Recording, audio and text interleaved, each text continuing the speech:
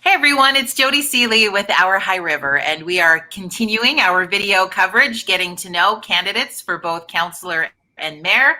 Now we have an opportunity to connect with Craig Snodgrass, who of course is seeking re-election for the mayor's position. Craig, thank you so much for chatting with us today.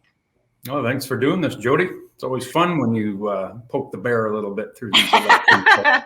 Well, we'd like to really get the honeypot going, but we'll try to keep it streamlined a bit for people, because we know that I think the cool piece is that we have a lot of people in our community who are throwing their hat into the ring for different positions. So it's nice to see people wanting that active leadership role in the community, but it also turns into there's a lot of information in a short amount of time for people to digest. So we thought we would try to do some of these videos and help people digest some of the chunks. Perfect. Okay. Now, we do also have a lot of new people in the community, so they may not know much about you, even though you've been the mayor for the past 8 years. But we'll start off with you telling us a little bit about yourself, and then why you decided to throw your hat in for yet another term as our mayor. Yeah. So yeah, I've been here my whole life, fourth generation High River, right?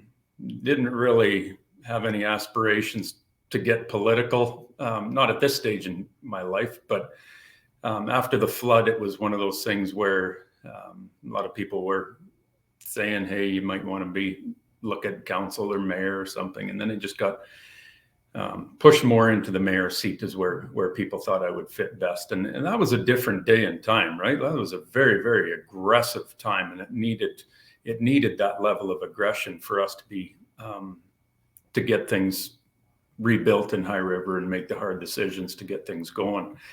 And luckily I had the joy of working in the past 8 years with two amazing councils that everybody's been fantastic and on the same page with the same goal in mind. And it's tough to get there, but they're all there for the right reasons for High River. So now comes to today, and when we started talking about the last election, I actually threw out recycled all of my signs. I wasn't expecting to go for a third term, but it's one of those things. Once you get into it and things are starting to move forward, and we got past all the flood stuff, and this is where things can get really exciting. We can really start to get things going in High River, but we've also got another issue that's in play now with the pandemic, right? And there's so much, and it's not going to change, and with economic development or businesses and all this kind of stuff, until we get past this pandemic, until we get enough people vaccinated that the government is happy, when our healthcare system is functioning properly, and we get things moving forward.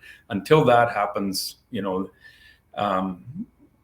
very little is going to happen in any community. This isn't just a High River. This is any community. So that's a big one. But with the pandemic issues that are ongoing, with the coal mining issues that are happening, and with the future development and everything else that's slated for High River, and with 4 councillors knowing that they were not going to seek re-election, that it was to keep continuity and go again. My wife and I talked about it, and Lindsay said, Lindsay enjoys this stuff probably more than I do. She loves the politics of it and everything else, right? I find a lot of it really annoying, but so she said, it's part of our life. It's normal for us. We've had 2 kids since I started this, so it's that part of it's normal. So to keep continuity and knowing there was 4 individuals leaving, that I thought, well, I'll throw my hand back in for another term, because I enjoy it. And if High River's the people in High River are still into it, we've got a lot of work to do, and we'll move things forward. Sounds good. Now, speaking of that, moving forward, and you probably alluded to it in that a little bit already, but we wanted to kind of streamline some of what priorities look like for people who are hoping to seek these seats. So what do you feel are your top 3 priorities if you're reelected, and how do you kind of see that rolling out and or continuing? Right. So As the mayor, the number one thing, like you, is we are going to have at a minimum, we are going to have 4 new councillors. If I'm the mayor, we're going to have at least 4 new councillors if the 2 incumbent councillors get in. So the first step that has to be built and instilled is a trusting group of councillors, and that's absolutely my first goal. Until you establish that as the group, that we all trust each other, we're there for the right reasons, and we can have our hard discussions. And the important thing is, in my world, the way I look at it is you have the hard discussions, but at the end of the day, you make a decision and you cheers a beer and you're all friends at the end of it, and you move things forward. So the trust is number one. The swimming pool, the big referendum on the swimming pool, like it's kind of going a little crazy, and we'll see what the referendum comes up with. But what's very clear to me through all the discussions with it, whether it's on Facebook or at the debates, at the forums, the new councillors absolutely need all of the historical information as to why we came up with this $15 million project. And there's a reason why we did. It's not just something that we pulled out of the sky one Wednesday and said, hey, let's do this. There's years worth of studies and everything else that have brought us down to, truly doing something that we need and something that we can afford. Those are the 2 biggest pieces, because you can get caught up in the dreamy land of these massive facilities, but it's like 40, 80, $100 million is what Cochrane spent, right? Like that's a bigger community. But so that pool is very big for us to bring new councillors up to speed on that. The next piece is the Spitzy Crossing development. Is Scotty Allen's telling me that him and his group are ready to start moving dirt, possibly later this fall, this winter, or at the latest in the spring is where they're at with it, right? So things are happening on the development front. There's just you can't stop growth. You absolutely can't, and nobody wants to stop growth. But you have to do it responsibly, because at the end of the day, if the town does not do it responsibly, it only lands on one group of people, and that's the taxpayers of the town of High River, that you end up picking up the bag every single time. We've been through it before. We've seen areas that have not been planned properly and everything else, and it ends up costing the taxpayers a boatload of money.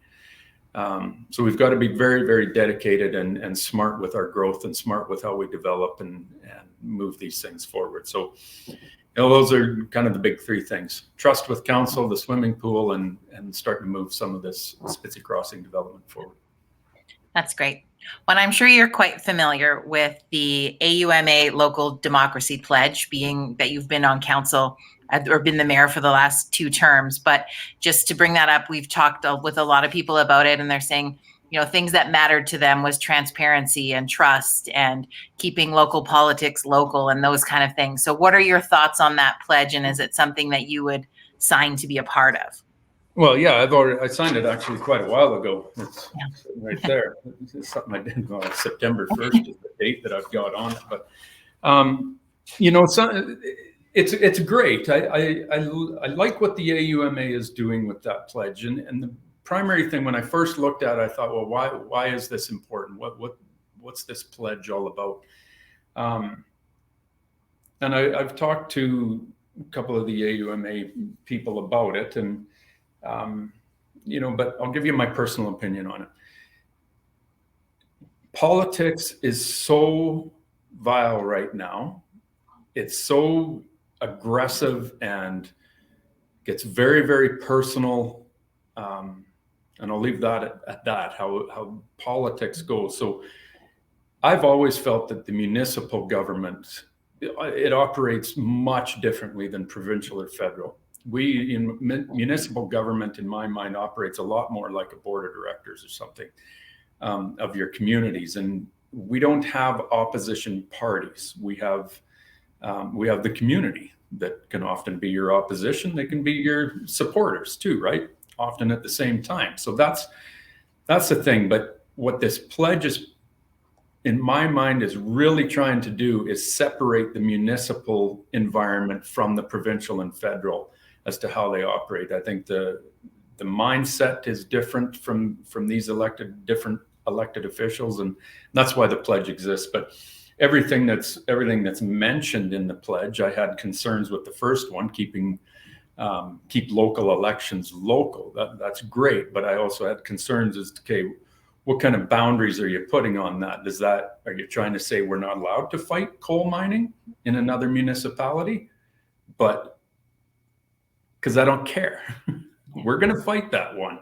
That's and it's not anything against what's going on in the Crow's Nest Pass. It's because the coal mining, if allowed to proceed, directly affects the water supply in High River, Alberta. That's where we get involved. So, I never really got a clear answer as to what they meant by that, but we fight for what's right in High River, and that's a piece of word.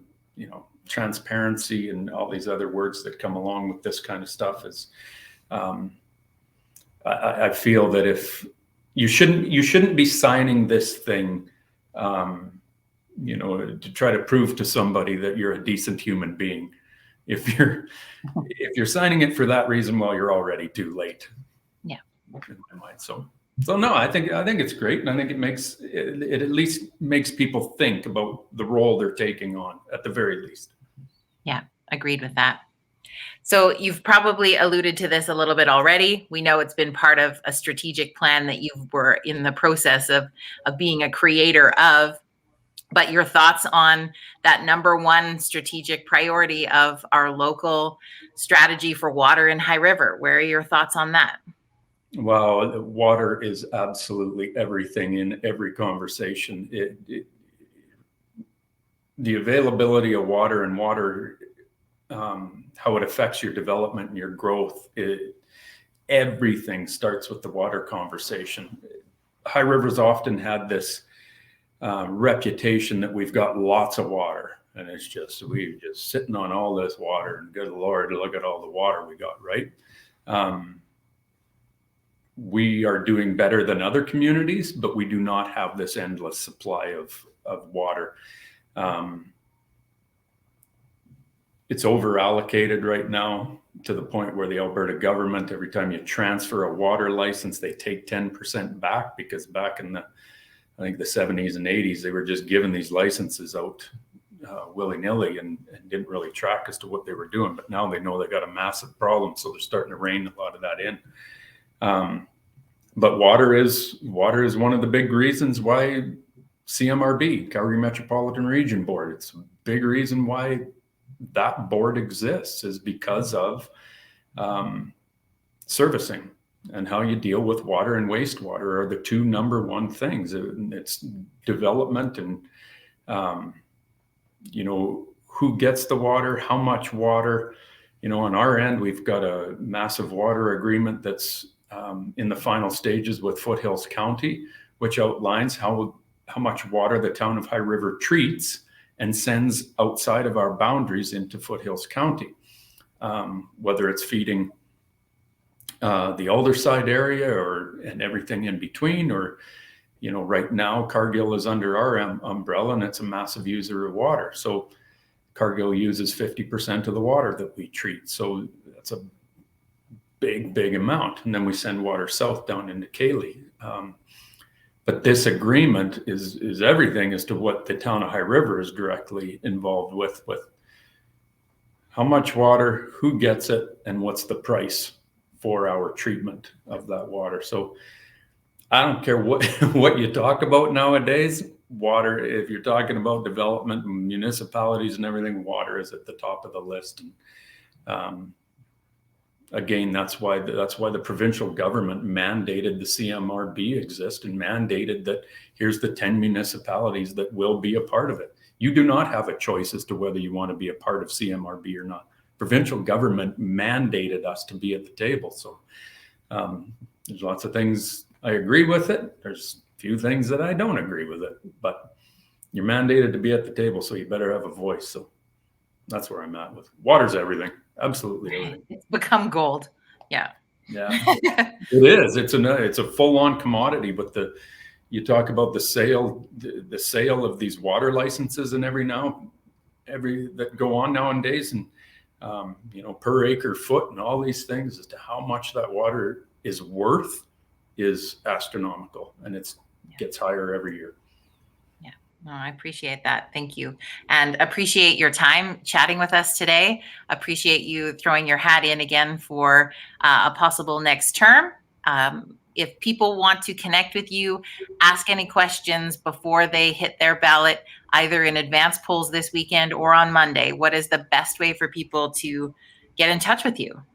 Well, number one is check out my website. I've got an extensive website that I built that outlines all of my thoughts on a pile of different topics. So snodgrassformayor.ca is the website. And then to reach out and get contact, just a quick email, snodgrassformayor@gmail.com is my direct email for that. So, and from there, if we have to sit down and have a conversation or have a telephone call, whatever it takes from there, then absolutely we'll be there. All right. Well, we appreciate your time and best of luck to you in this election. Awesome. Thanks for doing this, Jody. Appreciate it.